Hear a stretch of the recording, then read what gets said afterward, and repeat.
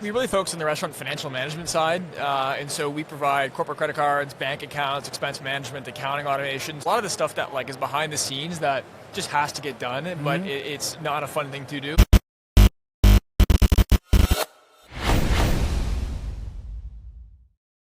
Otter isn't just a POS, it's the operating system for your restaurant. With Otter, you can manage in-store and online orders, update menus, and track sales across all your channels from one single dashboard. Otter helps restaurants grow, built-in loyalty, automated marketing, and tools that help drive repeat customers. Plus, with Otter Revenue Recapture, you can automatically dispute delivery chargebacks, helping recover thousands in lost revenue over time. From kiosks and kitchen display systems to handhelds at the table, Otter's hardware is designed to keep both the front and back of the house running smoothly.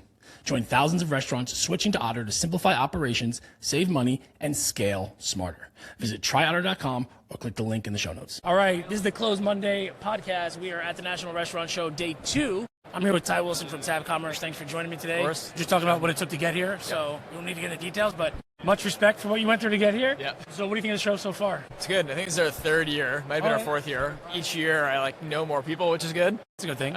But it's pretty awesome to see, even seeing F3 having their booth just grow and grow each year. I agree.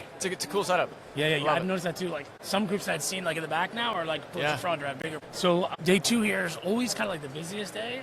Well, how do you plan to attack today? What's your goal for the show? Maintain max flexibility. Yeah. I just try to schedule a few things and then just walk and then get pulled in different directions. And we don't do a booth here. We haven't. Maybe one year we will. But I just try to walk around, meet people, get pulled in different directions, and just see what happens. That's wise, I think. I think that's much better. I don't know how people can stand here. Yeah. I know it has to be done, but I could never do that. I need to be walking around. Yeah. So, Tab Commerce, talk to me a little about what you guys are solving for restaurants right now. Yeah, we really focus on the restaurant financial management side, and so we provide corporate credit cards, bank accounts, expense management, accounting automation. So a lot of the stuff that is behind the scenes that just has to get done, but it's not a fun thing to do. So we do a lot of automation. We give a lot of insights on spending and helping restaurants control costs. And this sits on top of pretty hard products to build, which is our corporate credit card and our bank accounts, all built on top of real regional banks. And so we really just help restaurants control their spending, save time in the back office, and spend more time with the guests and on things that are a little more important.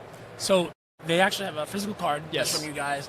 And how does that work? It has a limit? They can only spend on certain categories? They come in and they could either use a debit card, so load in cash and spend that, or we underwrite them for a line of credit, a credit limit on the card based on the restaurant cash flows. And then once they have their limit, they can issue unlimited virtual or physical cards. These are all Visa-issued cards. And from there, they can say, okay, this card is for this employee and it has a $100 a week limit, or this one is a purchasing card and it's a $10,000 a month limit. And they get to control the categories and all that stuff. So really getting into the proactive control side of things, and then it ties into their budget, so they can really use it however they want. You can see if the chef is buying, Yes. too much cheese, or he's spending on things. So he physically can't spend on gas for his car if that's not approved. If you set that limit up, you can do that. Yeah. Wow. That's what you need. You need those guardrails. And is that what do restaurants find? What do your customers find most attractive about what you guys offer? Yeah, so cards are largely used for that tail spend, so that long 50%, the smaller things that add up, and that's actually where we see a lot of the margin erosion happen in a restaurant, which is unexpected expenses. And so we see them issue cards across their entire organization. Our average customer is about smallest is 1, largest is 140. And then once they use that card, whoever's card it is, we're going to text that person, get the receipt, get the coding, we're going to GL code it, categorize it, location tag it, and then sync that into their accounting software. And so that's now all automated. So it gives our customers a lot of time, but then it gives them visibility in real time as to what's being bought and making sure they're on top of that at all times. Imagine bookkeepers love you. Yeah, that's typically our major back-end user. So anyone from a chef to an owner to a GM could have our card, but the controller, the finance team, that's the one that is sitting in our platform, and they have gone from receiving receipts on their desk in an Excel spreadsheet expense format to now it's all automated and synced, and then now they're sort of saying hey, you've done this for me, what's next? What else can you build? And there's no shortage of work in the back office to automate for us. I'm just thinking, smiling because I remember just reaching into my pocket, give the bookkeeper, do you have the receipt? I'm and give some crinkly little. Yeah. I think that's that one. I don't know what. So you got to eliminate that. Exactly. Yeah. And it helps with conferences like this, where we see a ton of activity right now on the cards at this area. So it's cool to see. Yeah. Some questionable spending accounts. So when you guys are looking at these restaurants, what are one of the things that you look for? Is there a characteristic of a certain restaurant? Or is there a feature that you offer that's more attractive to certain types of restaurants, or is it open for kind of everybody? Yeah, I think multi-units really kind of hooked onto us early just because of having to allocate spend across different locations and split transactions, do all those things. A lot of groups that are looking to grow, that want to put systems in place, knowing that, okay, this takes me 5 hours a week now at 2 stores, what is it going to be at 10 stores? So groups that are wanting to scale up quite a bit, more formalize kind of their finance function, but we have groups that are, just one store, and they're just like, I just want a better process. Yeah, so, one partner spending like crazy. Yeah, it's Get just one a for them. better tool in their toolkit, and so it varies quite a bit. But growth is a big kind of underlying factor that for our customers. Yeah, and some folks don't think about that too. That probably helps. So I was saying before that there are 2 buzzwords here that I picked up on so far. On that side, where the food stuff is protein. Yep, protein. Everything protein. Yep. Foams, proteins. On this side, it's all AI. Yeah. Are you guys leaning into AI? I mean, how's that changed your roadmap at all?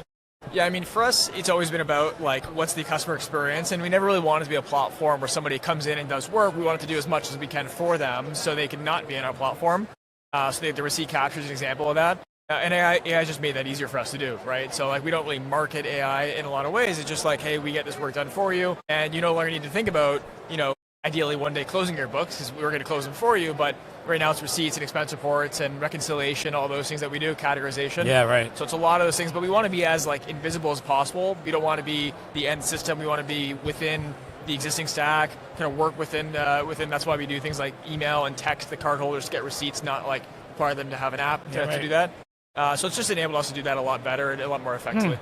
So if I go out, I'm here at the show, I'm going to get a text if I send something that says hey, you just spent $15 at, whatever. What are these pizza places? Yep. Oh, that's really cool. Yeah. That's great. And then you code the transaction. We can recommend categorizations and all that stuff. And then you hit submit, gets approved by your controller or whoever else is doing that. And then it's in your accounting system and away. So a year from now, where do you see, what you take away from this show and obviously all the technology, AI stuff, where do you see Tab Commerce being a year from now? I mean, we want to be full stack back office on the financial side. So we want to be where restaurants are managing their spending across both cards and non-cards. So vendor payments as well. We want to be where they bank. We're not a bank, but we want to be where they hold their cash and manage their cash. And then we just want to be the layer on top of that ultimately helps them drive higher profit margins. That's what we set out to do when we started the company, is increase our customers' profit margins on the financial side. And so we want to keep doing that. We want to be the entire financial stack of a restaurant, all in one place, money in, money out, money at rest. And we think it's a massive opportunity. Are there restaurants with money at rest? I like that. Not much, but it's still there. A few days. Yeah. Some of them do. A few days, then it goes out. I appreciate the time, man. Thank you so much. Great. Thanks.